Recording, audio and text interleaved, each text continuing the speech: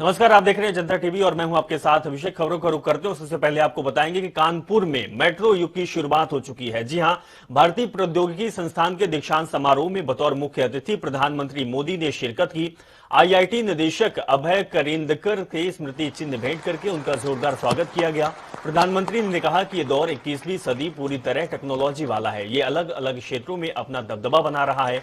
बिना टेक्नोलॉजी के जीवन अधूरा है। अब जीवन और टेक्नोलॉजी की स्पर्धा का युग चल रहा है। आईआईटी टैलेंट और टेक्नोलॉजी की इक्यूबेशन सेंटर है। प्रधानमंत्री ने सभागार में मौजूद डिग्री हासिल करने वाले छात्रों से कहा कि मेरा आप पर भरोसा है और मैं आज इतनी बातें कह रहा हूं, इतनी चीजें कह रहा हूं, तो मुझे उनसे आपका चेहरा नजर आता है। वहीं उन्होंने कहा कि देश युवाओं के लिए नए रास्ते बना रहा है। तो हम आपको ग्राफिक्स के जरिए दिखा रहे हैं कि प्रधानमंत्री मोदी ने आज दीक्षांत समारोह में और साथ में आईआईटी के लोगों से, छात्रों से जो बातचीत की है उसमें कौन कौन सी बातें अहम रही है। मोदी मंत्र आज जो बच्चों को दिया है और साथ में मोटिवेट करते हुए प्रधानमंत्री मोदी ने कहा है कि टेक्नोलॉजी का जमाना है और हम आप में देखते हैं कि आप नए युग की शुरुआत करेंगे।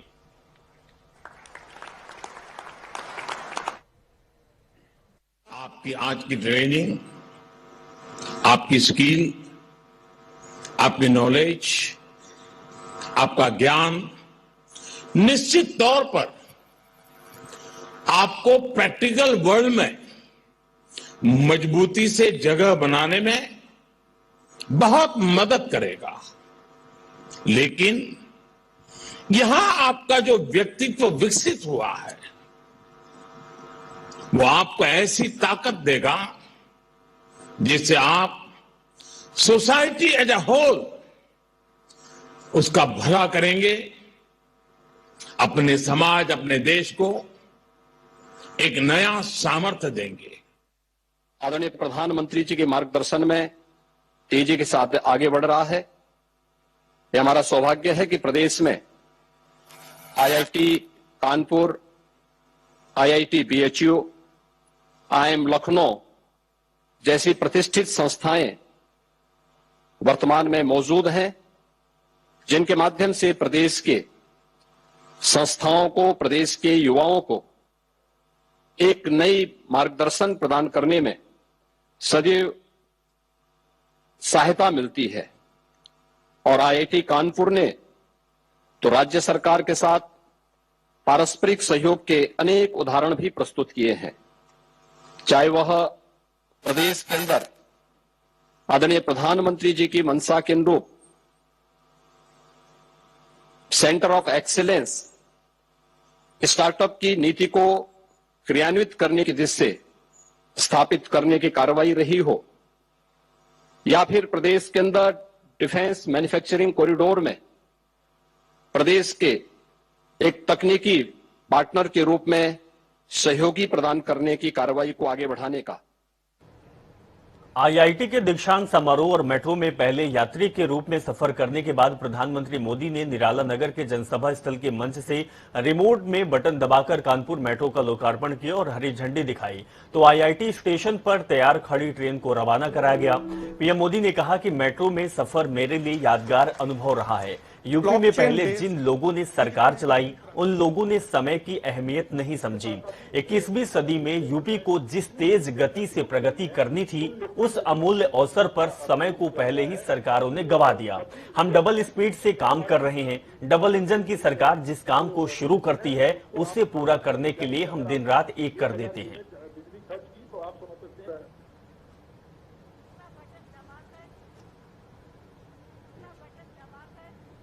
शहर में रहने वाले गरीबों को भी पहले की सरकारों ने बहुत नजरअंदाज किया है। ऐसे शहरी गरीबों के लिए आज पहली बार हमारी सरकार पूरी ईमानदारी से काम कर रही है। मैं आपको एक उदाहरण देता हूं। 2017 से पहले के 10 वर्षों के दौरान यूपी में शहरी गरीबों के लिए सिर्फ 2.5 लाख पक्के मकान ही बन पाए थे। बीते 4.5 साल में यूपी सरकार ने शहरी गरीबों के लिए 17 लाख से ज्यादा घर स्वीकृत हुए हैं। कोरोना के इस कठिन काल में यूपी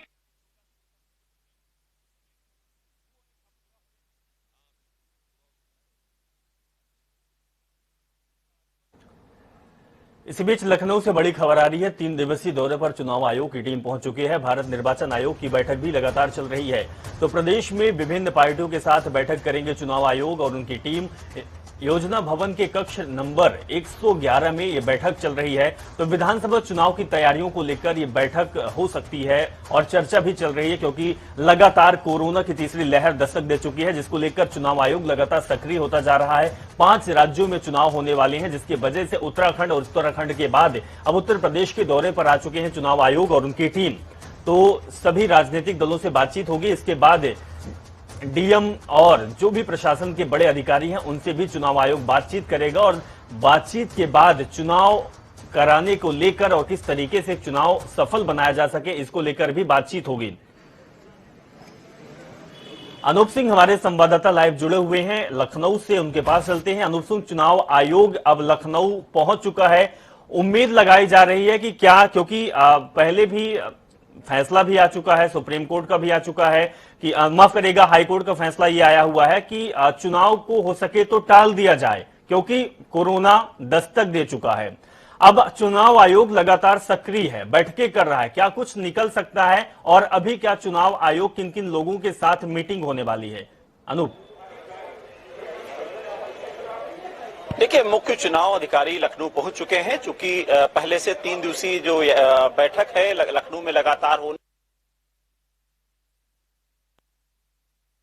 बैठकों का दौर चलेगा 3 दिन के लिए। और अभी इस वक्त जो बैठक चल रही है वो पॉलिटिकल पार्टियों के जो प्रतिनिधियों के साथ चल रही है। समाजवादी पार्टी से प्रदेश अध्यक्ष नरेश उत्तम यहां पर पहुंच चुके हैं, कांग्रेस से बीरेंद्र मदान और ओमकार सिंह फिर पहुंच चुके हैं, बीएसपी से मेवालाल यहां पर पहुंच चुके हैं, बीजेपी से जेपी राठौर और एके शर्मा पहुंच चुके हैं। तो तमाम पार्टियों के जो प्रतिनिधि मंडल यहां पर पहुंच चुके हैं। जाहिर सी बात, ऐसे में जिस समय उत्तर प्रदेश में कई चुनौतियां हैं, देश में कोरोना को लेकर अभी हाई कोर्ट ने संज्ञान लिया था, और साथ ही साथ चुनाव किस तरीके से अच्छी तरीके से कराया जाए, क्या दिक्कतें आ रही हैं, इसमें पॉलिटिकल पार्टियों का भी व्यूज लिया जाएगा, उनको क्या दिक्कतें हैं या फिर और भी सुझाव उनसे लिए जाएंगे कि अगर चुनाव होता है तो उनकी क्या कुछ राय है। इसके बाद फिर पुलिस के साथ ये बैठक की जाएगी, यानी जो 2022 को लेकर अगर चुनाव निर्धारित समय पर होता है तो उसका पूरा खाका तैयार किया जाएगा। इन 3 दिनों में अहम बैठकें होने वाली हैं। इस बैठक के बाद जब 30 तारीख को जब प्रेस कॉन्फ्रेंस के माध्यम से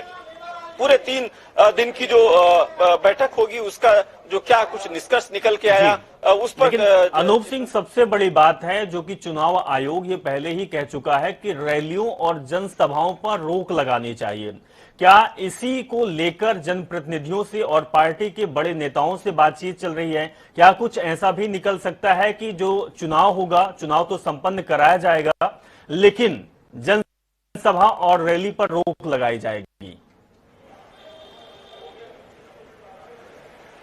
बिल्कुल, एक अहम मुद्दा है, चूंकि पहले ही कोर्ट ने इसका संज्ञान लिया है और आयोग भी ये चाहता है कि जो पॉलिटिकल पार्टियां हैं वो जो रैली में भीड़ उमड़ रही है उसको कहीं न कहीं उसका प्रचार का माध्यम बदल सकते हैं, टीवी, टेलीविजन या फिर पेपर के माध्यम से उनका चुनाव प्रचार कराया जा सकता है। ये सब तमाम जो मुद्दे रखे जाएंगे। अब पॉलिटिकल पार्टियां क्या कुछ अपना मत रखती हैं या कुछ सुझाव क्या रखती हैं, उसके बाद आयोग क्या कुछ निर्णय लेता, फिलहाल ये 3 दिन की बैठक के बाद ही पता चलेगा। लेकिन तमाम जो मुद्दे हैं उत्तर प्रदेश के, चाहे उसको रैलियों को लेकर के हो या फिर चुनाव आगे बढ़ाने की जो बात चल रही थी उसको लेकर के हो या फिर पॉलिटिकल पार्टियों की क्या शिकायतें, उनका क्या जो मत है, उससे तमाम जो बिल्कुल अनूप, तो ये तो बाद में पता चलेगा। हालांकि 3 दिन तक अलग अलग लोगों से मीटिंग होगी, बैठक होगी, इसके बाद ही प्रेस कॉन्फ्रेंस के बाद पता चल जाएगा। बहुत बहुत शुक्रिया अनूप सिंह हमारे साथ जुड़ने के लिए और तमाम जानकारी साझा करने के लिए।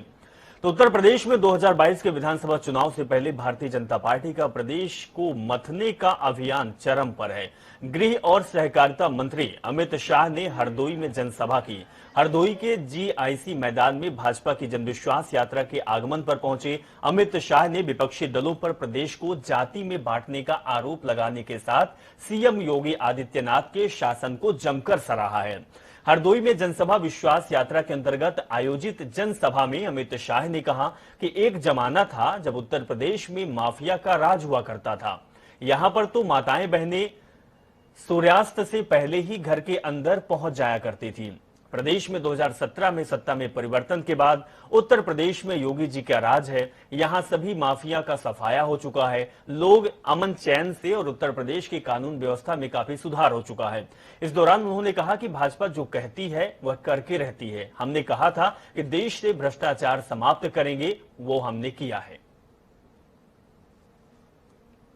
उत्तर प्रदेश में विधानसभा चुनाव 2022 को देखते हुए बीजेपी के राष्ट्रीय अध्यक्ष जेपी नड्डा हापुड़ में जनविश्वास यात्रा के अंतर्गत आयोजित जनसभा को संबोधित किया। इस दौरान उन्होंने कहा कि हमारे अखिलेश भाई कभी कभी यात्रा पर निकलते हैं तो कभी कभी क्वारंटाइन हो जाया करते हैं। ये जो यात्रा होती है वो यात्रा होती है झांसा यात्रा। उन्होंने ये भी कहा कि आज रुपये किसी और के पकड़े जा रहे हैं और तबीयत किसी और की खराब हो रही है।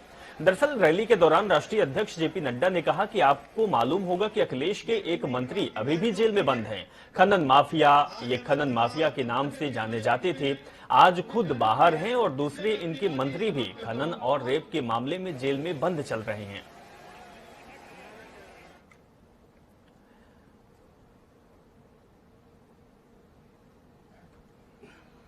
वहीं समाजवादी पार्टी के राष्ट्रीय अध्यक्ष अखिलेश यादव का होम आइसोलेशन समाप्त हो चुका है। होम आइसोलेशन के बाद उत्तर प्रदेश के पूर्व मुख्यमंत्री अखिलेश यादव ने आज से समाजवादी विजय रथ यात्रा का 9वां चरण प्रारंभ कर दिया और उन्नाव में भारतीय जनता पार्टी के साथ उत्तर प्रदेश की सरकार पर जमकर हमला बोला है। समाजवादी पार्टी के राष्ट्रीय अध्यक्ष अखिलेश यादव समाजवादी विजय रथ लेकर उन्नाव में जनता के बीच पहुंचे और कहा कि भारतीय जनता पार्टी से झूठी कोई भी सरकार देश में नहीं है। उत्तर प्रदेश में 2022 में होने वाले विधानसभा चुनाव में भारतीय जनता पार्टी का सफाया होना तय है।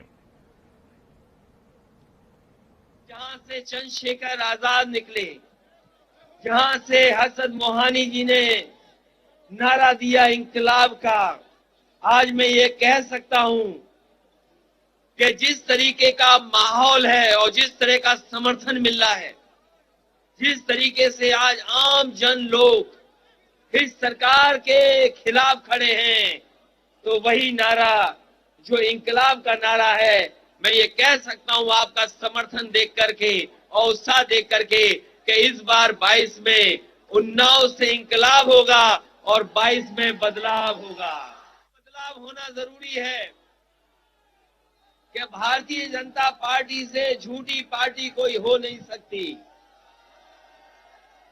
मैं आपसे जानना चाहता हूं, कुछ सवाल रख करके मैं आपसे पूछना चाहता हूं, अगर देश में सबसे ज्यादा झूठ बोलने वाली पार्टी अगर कोई है तो बताओ भारतीय जनता पार्टी है कि नहीं है? ये भारतीय जनता पार्टी वही है जिन्होंने किसानों से कहा था कि सरकार बनेगी तो हम किसानों की आय दोगुनी कर देंगे। बताओ किसान भाइयों, आपकी आय दोगुनी हुई कि नहीं हुई? ये सरकार झूठी है कि नहीं है? आपने देखा होगा जब कोरोना आया था, जब बीमारी आई थी, आप और हम लोग परेशानी और तकलीफ में दवाई ढूंढते रहे। जिन घर परिवार के लोगों को बीमारी हो गई वो जाकर के अस्पताल के चक्कर काटते रहे, भागते रहे। ये सरकार ने कोई मदद नहीं की। जब दवाई की जरूरत थी दवाई नहीं दे पाई, जब गरीब को बिस्तर की जरूरत थी बिस्तर नहीं दे पाई, और जिस समय गरीब को ऑक्सीजन की जरूरत थी ये सरकार ऑक्सीजन नहीं दे पाई। उन्नाव में आज अखिलेश यादव को दौरा है। वहीं बड़ी खबर भी आ रही है कि समाजवादी पार्टी में बड़ी बैठक की तैयारी चल रही है। 2 जनवरी को यूपी मुख्यालय पर जुटेंगे सभी सहयोगी दल। गठबंधन में शामिल सभी दलों के पदाधिकारी इस बैठक में शामिल हो सकते हैं। तो बड़ी खबर आपको दिखा रहे हैं, जिसमें से अध्यक्ष उपाध्यक्ष के साथ सभी विंग के पदाधिकारी भी इस बैठक में हिस्सा लेंगे। तो सपा कार्यालय पर प्रसपा पार्टी के पदाधिकारी भी इस बैठक में शामिल हो सकते हैं। वहीं जल्द एक मंच पर नजर आएंगे शिवपाल यादव, अखिलेश यादव। कई जिलों में अखिलेश के साथ कार्यक्रम में सहयोगी दल भी उनके साथ दिखाई दे सकते हैं। इससे पहले रालोद और सपा का भी साथ देखा गया था। 31 दिसंबर को गृह मंत्री अमित शाह का अयोध्या दौरा रामलला हनुमानगढ़ी का दर्शन पूजन करने में होगा, जिसमें अमित शाह जीआईसी मैदान में चुनावी जनसभा को संबोधित करेंगे। अमित शाह 2 लाख से अधिक भीड़ जुटाएंगे। तो ये बड़ी खबर अयोध्या से बता रहे हैं। जीआईसी मैदान में चुनावी जनसभा को संबोधित करेंगे देश के गृह मंत्री अमित शाह और इसमें 2 लाख से ऊपर लोग जुटने की संभावना भी जताई जा रही है। तो अयोध्या में बड़ी जनसभा, बड़ी रैली अमित शाह की होने वाली है। 31 दिसंबर को गृह मंत्री अमित शाह का अयोध्या दौरा रहेगा और इस बीच ये जनसभा होगी। जनसभा में बड़ी भीड़ जुटने की संभावना जताई जा रही है।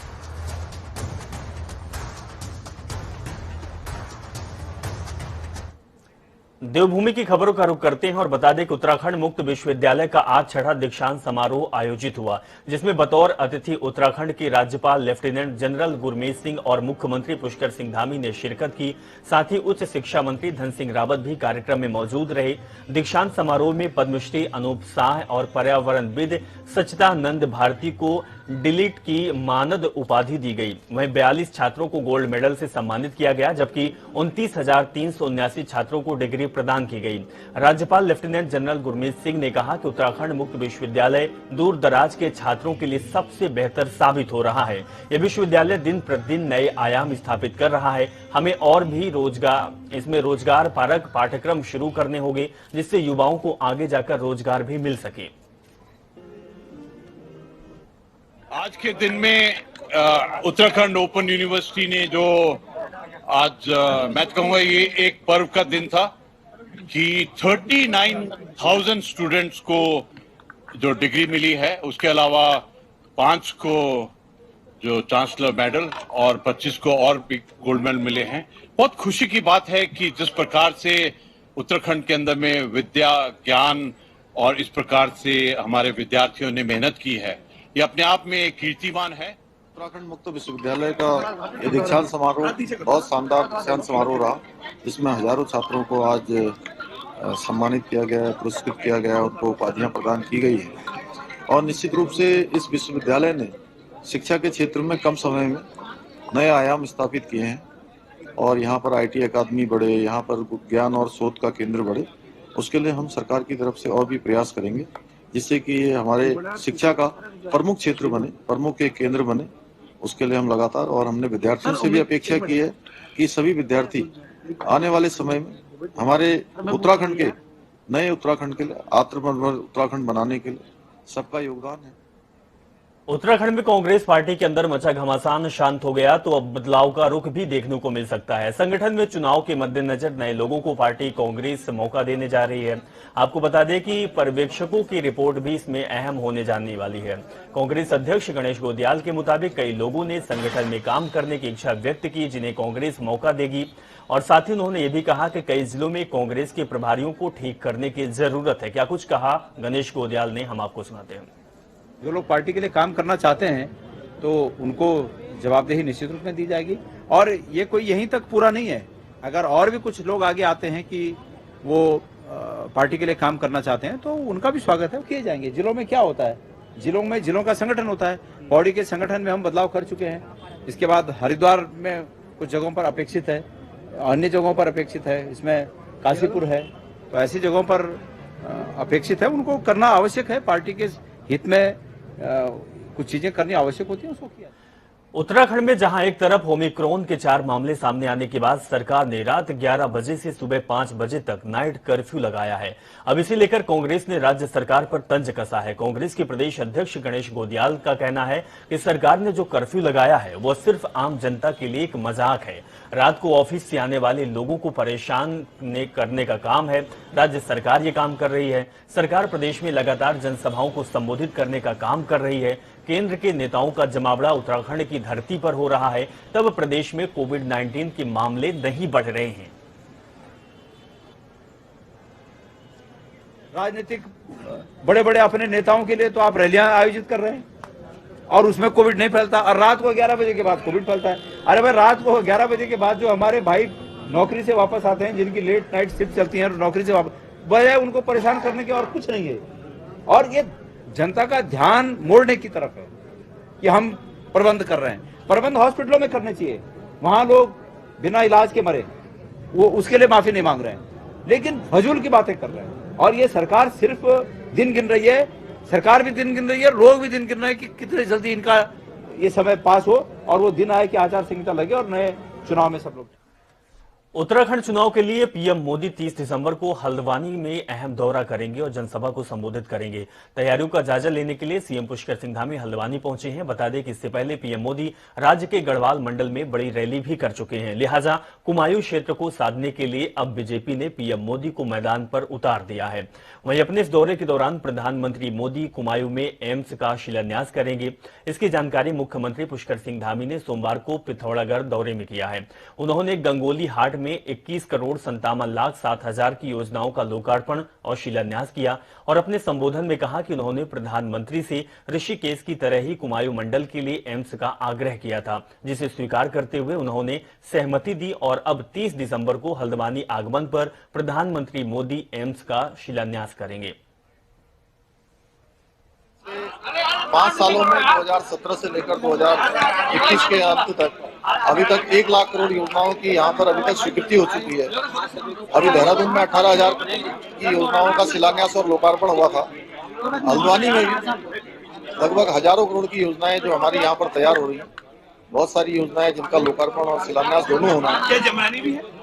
जमरानी बात की ऑलरेडी सैद्धांतिक सहमति पहले ही बन चुकी है, क्योंकि वो हमारा नाबार्ड पोषित योजना है और उस योजना वो प्रक्रिया के अंतर्गत है, उसकी सैद्धांतिक स्वीकृति हो चुकी है। अभी देखते हैं उसमें जैसा भी होगा नाबार्ड के लोगों के द्वारा जो बात करने के बाद, लेकिन उसके अलावा बहुत सारी योजनाएं हैं।